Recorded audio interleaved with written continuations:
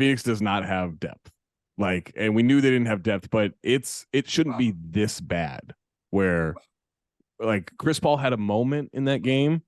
DeAndre Ayton was okay for a little bit, but if Kevin Durant and Devin Booker aren't cooking, I don't think Denver's going to play this way all series. I think there will be some ebb and flow, but shit, like someone's got to step up and like to me that Cameron Payne's getting garbage time is like a sign of just how bad it is. They got worked, and KD and Devin Booker both did their thing, and they got worked. I think they make adjustments. I think KD was not good.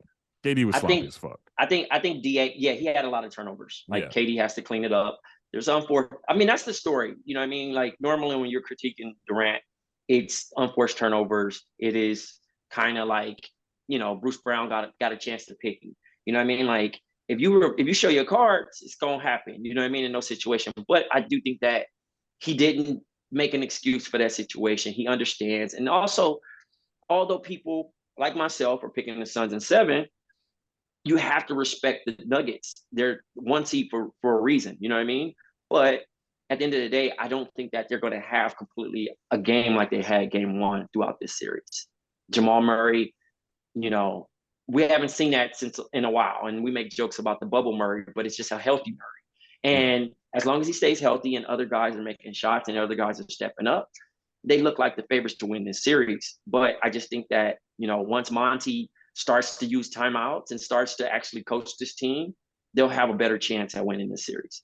The adjustment, you're so right, Trey, on just Monty's got to do a better job. They went away from like KD and Booker in the third quarter at one point. It really felt like there were just not enough touches for them. And I know they weren't at their best, but you're not winning this game or any playoff game without those guys getting the majority of your touches. And they have to be monsters when they get it. And I think it just felt like there were too many possessions where both Booker and KD were just standing on the weak side and were just kind of observers of the offense and not participants. And I think that was a massive problem for them in that game. And Monty's got to do better with that. Yeah. I also think, Jay, I think that for the Suns, like, look, they shredded the Clippers in the mid-range. You got to get to the basket.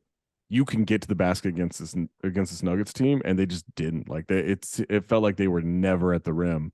And Denver played really good defense, but I don't look at that defense and think like that's unsolvable for those guys.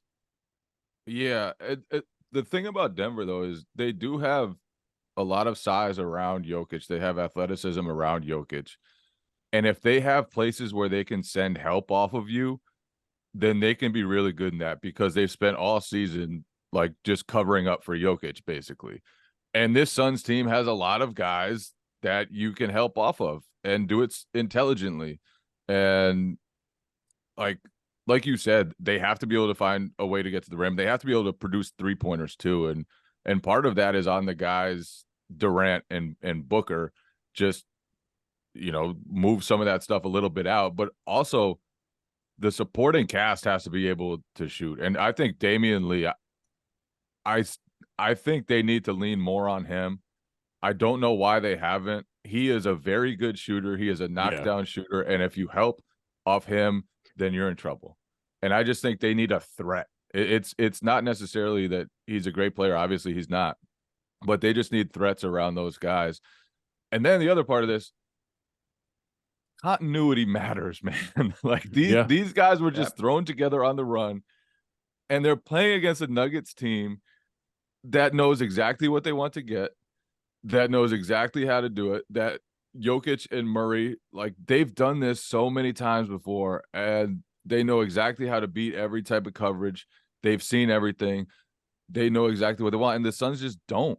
And Murray really, when he gets going, it's so tough to guard them. Man. It's an avalanche. Because then it's like, what do? Do you send 2 at Murray? Because then you open up Jokic. And then if you open up Jokic, you're screwed because he's going to pick you apart either by himself or with the passing.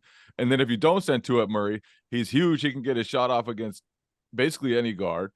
And you're just in so much trouble. And if he's playing at this high a level, they are as serious a contender as it gets. Dave, I don't think you can kind of trick Jokic into this, because especially not the way they run the offense, but I almost think like it's a Spurs Steve Nash situation where you just have to tell DeAndre Ayton, look, stay out of foul trouble the best you can. You have to eat 45 tonight.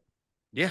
Like you just Well- we're not sending help. We're not, and again, it's not like they isolate Jokic and then do the it's No, it's the split cuts and everything. Like they do a great job of running that. But if you can communicate off the ball and you just tell Ayton, like, you have to eat this tonight.